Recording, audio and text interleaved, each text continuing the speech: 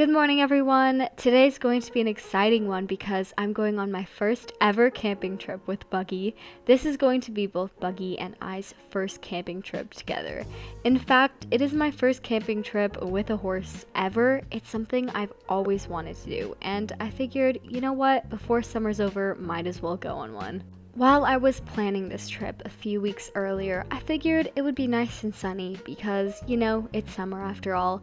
But as I was getting things together, clouds were, I guess, clouding the sky, and they looked like they were going to stay for a while. Nonetheless, I continued packing and I jam-packed my little bag with all the essentials. And I did manage to get all my supplies into this hiking bag that included my sleeping bag, clothes, and basically everything you need to stay alive. And before I loaded up Buggy, I was a little suspicious of the weather, so I checked out the weather app and was kind of surprised to see rain clouds on the forecast.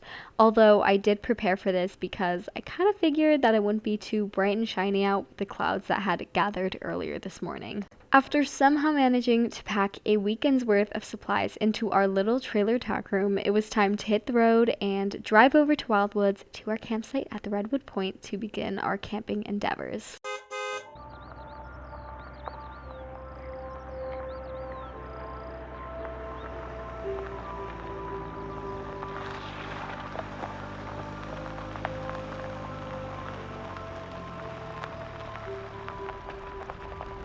The drive was nearly 2 hours, and Buggy, as per usual, did very well in the trailer. We finally arrived, and I could hear Buggy moving around in the back of the trailer like he knew we were somewhere exciting and he was ready to go. I got out the door later than I would have liked to, and when I was unpacking my things, the sun was already setting, so I was just rushing around to beat the sun so I could have some daylight while I unloaded. I got Buggy all set up in his cozy little corral stall area for the night, and I was so glad to see he was being respectful towards the fences, so I didn't need to worry about him pulling any funny business during the night, or so I thought. Once I finished giving the very hungry Buggy his hay for the night, I was able to get myself settled and started a fire. I was able to warm up, and I munched on my dinner that I had prepared for the night. By the time I had wrapped up for the evening, it was 10 p.m. and I was ready to hit the hay after a long day of traveling, packing, and unpacking. It felt so good to just lay down and fall right to sleep.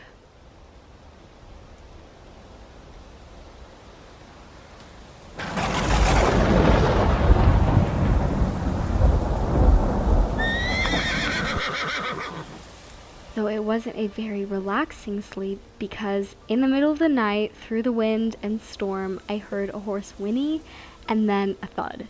I absolutely panicked, like I was half asleep, a little dazed, and I had just woken up, so I wasn't sure if that was like a nearby equestrian camper or if my horse had just been spooked by the thunder. Whatever it was, it didn't sound good. Sure enough, when I checked his stall, there was no horse. The gate had been blown through. The weather must have spooked him, so he just bolted right through the gate. It felt like I had had a heart attack because it was so stormy out and I had literally just lost my horse. Although there was hope because luckily he let out a little whinny just then, so I somewhat knew his whereabouts and that he wasn't too far off. And after what felt like a very long time of searching, but really was just a few minutes, I found him out in the field calmly grazing, which was the polar opposite of what I was feeling in that moment, which was pure panic, but then instant relief seeing him just sitting out in the field. I just kept praising him for not going too terribly far. I really am so lucky he is such a saint of a horse. I mean, seriously, if I had a different horse, I'd probably still be out there with a whole search crew and flashlights. Thank goodness there was yet another stall out there I could put him in because otherwise my slumber would have been cut very short because I would have needed to watch him pretty much all night till morning. I did end up going back to sleep, but this time I slept with one eye open because I was so worried that the fiasco that had just occurred would happen again somehow.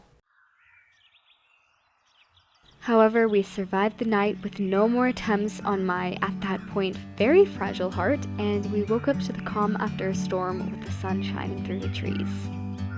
Like a bird on a tree. And despite having a cheeky little midnight snack, he acted as though he was starving for his breakfast. what a shocker. I got ready pretty quickly as I wanted to go on a little early morning trail ride. Although I really shouldn't say little because it was going to be an almost 10-mile ride. Redwood Point has several paths near lots of beautiful features like rivers and forests that go through the wildwoods, so we were in for an adventure. If you've been on my channel before, then you know I'm an English girl. Eventing has my heart, but ever since I rode one of my past project horses, Alfie Western, I have been on a bit of a Western riding craze. Which is why I brought Buggy's brand new Western tack with me on this trip. I was super excited to ride him in a different style for the first time, and this will actually kind of commemorate our first time riding Western together. And with this Western pony all tacked up, it was time to hit the trails. Buggy was very alert in the beginning, and pretty much the entire time he was like a gust of wind away from absolutely sending it and galloping.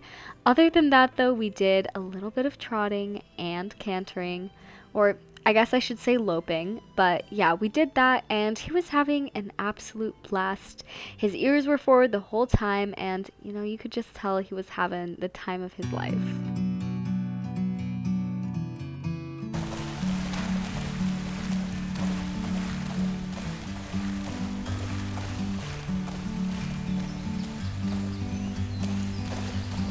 Bird on a tree. I'm just sitting here. I got time. It's clear to see. From up here, the world seems small. We can sit together. It's so beautiful, you and me. We're meant to be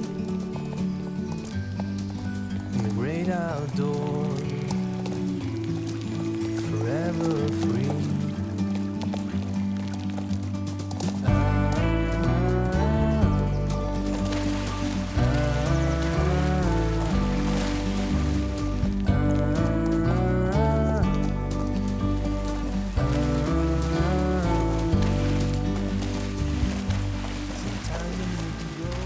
We even got to encounter some wildlife. Buggy handled the situation with the moose super well. He was just curious, and honestly I think he wanted to follow after this guy, but I was like, you know what, I don't really know a lot about moose, but I'm not gonna find out while I'm in the middle of nowhere in a forest. So we just continued on with our ride and kind of trailed a little bit behind the moose, but it was a really cool experience. Meant to be in the great outdoors, forever free. A couple of hours later, we were 5 miles in and hungry. So we stopped by this little cliff edge that overlooked a stream flowing into a pond, and it was just such a beautiful sight. While I set up a rest area, I let Buggy graze for a little bit. He was such a good boy just standing there. He definitely gained my trust the night before with not straying too far from our campsite. And then I just quietly ate my food with Buggy bothering me the whole time to share a little bit. He was successful. He was working his absolute hardest, so of course I had to give him my carrots, and it totally wasn't because I didn't want to eat my veggies. No, it really wasn't. I just wanted to give him a little snack. Eat your veggies, kids. Alright everyone, I think I'm just gonna go ahead and end the video off halfway through the trail ride, because after this we're just gonna wrap up and head back to our campsite and pack up our things anyways. All I really wanted to do was spend the night and go for a little ride out in the open, just me and my horse, and I got to do that with a little cherry on top with that whole escape. But anyways, I did want to stay a little longer, but I'm just so worried he's gonna manage to break out if I put him back in that stall, and it's just not worth the risk to me. At least I'll go home to the barn with a story to tell, that's for sure. Anyways, I really hope you all enjoyed this video, and I always appreciate it when you like and subscribe if you enjoy this content. With that being said, Buggy and I are going to hit the trails, but I will see you all next week. Bye! It's been so cold since you have been gone. Like I